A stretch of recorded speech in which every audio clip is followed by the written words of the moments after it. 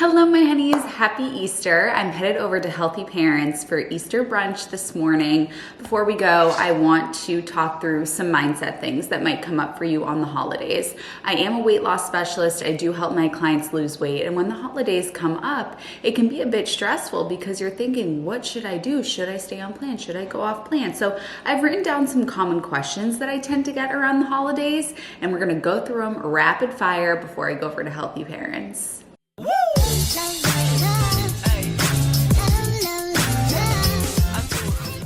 Question 1, should I stay on plan on the holidays or should I indulge? So with my clients, I have them form what's called a signature system, where during their signature system, they can choose to indulge on certain days that they feel will contribute to their overall social health, cultural health, spiritual health, looking big picture. If you are looking to lose weight sustainably in the long term, you need not have every single meal for the rest of your life be an A+ that you knock out of the park. Especially if you are serious about keeping this off in the long term, you want to look big picture and consider, what am I going to do on these special occasions so that I don't lose steam and can still participate in very important parts of my health that are outside of what just goes on my plate.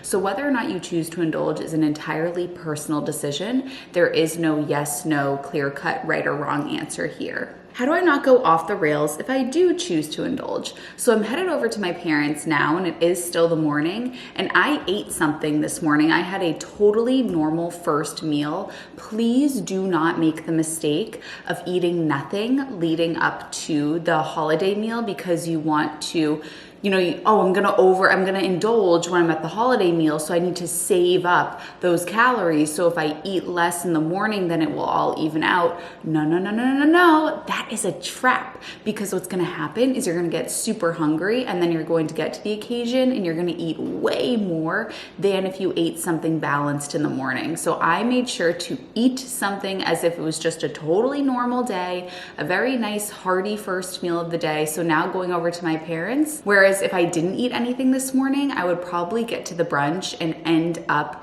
eating a lot more than if I would have eaten something in the morning. How do I not obsess over the food? Yes, food is a part of holiday celebrations. It absolutely is, but it's not the entire celebration. There are so many other things that go into the holiday that make it special. What you're gonna wear, what music you're gonna listen to, what the topic of conversation is gonna be, what games you're going to play, what jokes you're gonna tell, what you're gonna watch. The Masters is on today, so that's a big part of Easter this year in my household. Or on Thanksgiving, I like to do trivia. Or on Christmas, you talk about, remember what the holiday is about in the first place.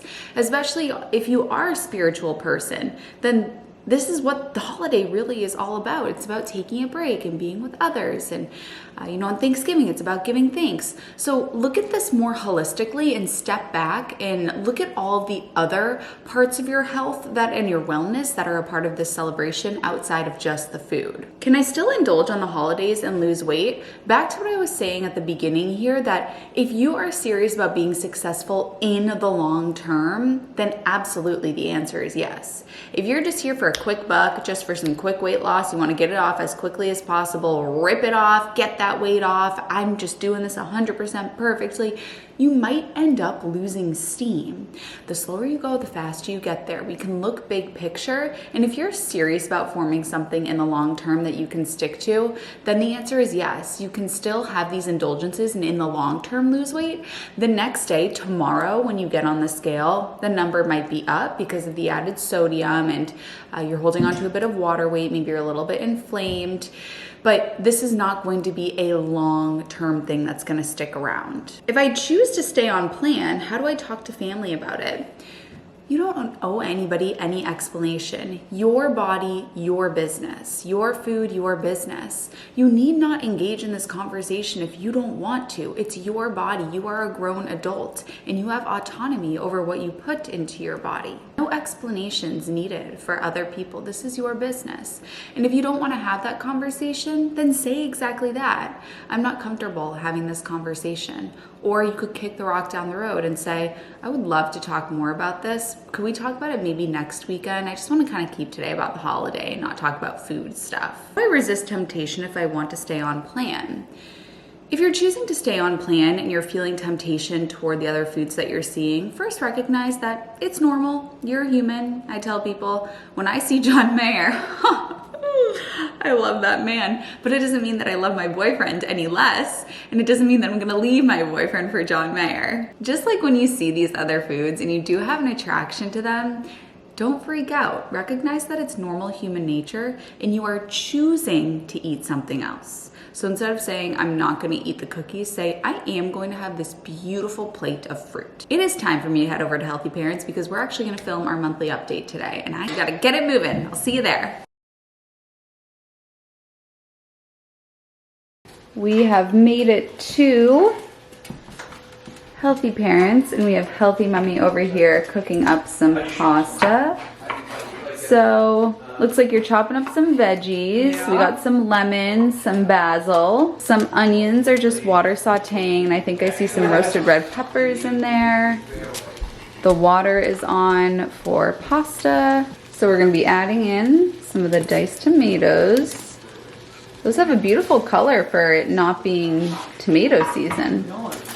So if you are in a position where you can't find any jarred pasta that is no oil added, which is probably gonna be the case for many people, it's so easy to make your own pasta sauce. You don't even have to do it this way. You could just buy the sauce in the can that's just crushed tomatoes and then add to it onions and garlic and roasted red peppers, basil, oregano, garlic powder, onion powder, any of those spices. So the pasta's cooking. That should be done pretty soon here. And the crushed tomato, ooh, it smells good, it looks good, no oil added, no oil needed. People always ask, those are the all-clad pans, non-stick. The shells have been put in, and here comes the sauce. And we've made lots and lots because it keeps well. And I always thought that pasta tasted better the next day because it got kind of crunchy. This looks beautiful. So, oh, the basil, art basil, beauteous. A simple green salad that has greens, cucumbers, I think some scallions I see. And then probably throw some tomatoes on there. Oh mom, this is a cute, is this from Amazon? No, it's from the Container Store. From the Container Store, cute little salad dressing for your oil-free salad dressings, which you can get from my cookbook. So Healthy Mommy just whipped up this oil-free salad dressing. All she did was some of the oil-free garlic hummus, some maple syrup, yellow mustard, and some limon. Which actually, I was actually looking up the formula for salad dressings. You need a creamy base, you need something acidic, you can do lemon or vinegar, and then you need some flavor, so you can do spices, mustard, jam, and then you add a sweetener, and that's the formula. You really don't need the oil. You do not need the oil. And I've said it once, but I'll say it again, I can't elope. We have some bread here. The bread ingredients are just flour, water, yeast, and salt. That is store-bought from the bakery. This is plant-based butter, which we are not going to have, but my significant other is here, so he can have some plant-based butter with his bread, some red pepper jelly, steamed asparagus. Here was what I asked for, a nice big platter of fruit. So mango, pineapple, red grapes, green grapes, and cantaloupe. Flowers from my significant other. And a candle, dune grass. Look at these perfect bananas. Honeys, you want your bananas to have freckles. This is how you know that the banana is perfectly ripe, when it has freckles. Here we go with the full spread. So we've got the pasta as discussed, the salad, the bread, the jam, salad dressing, steamed asparagus, fruit. And with that, we shall begin. All right, say bye to everybody. Bye, everybody.